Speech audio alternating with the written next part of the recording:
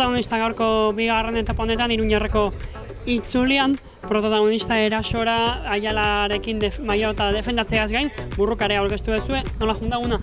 Bueno, ondo, oso gustoa, azkenen hiruk eskapatzea lortu dugu, eta gero atzetik harrapatu dugu, baina bastante ondo fundaz, azkenen eskapadan egotea eta asko borrokatuet eta gustoa.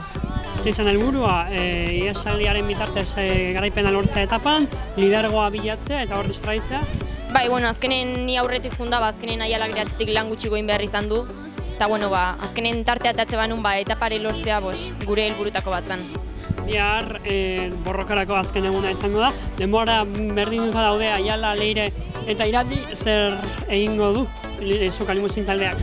Haindik ez dakigu, baina nahiko justu dago generala, orduan, ikusiko dugu lehenago atakatu beharkoan, edo metan ikusikoan puestoan arabera zenek irabazikon generala. Erasui dagokionez, Irati da indartsuen da momentuz?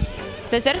Erasui dagokionez, Irati da indartsuen da momentuz? Bai, ikustea beste puntu bat dakela, eta orduan estrategiak kontu asko ikusi beharko, eta irabazteakon da generala irabazteakon.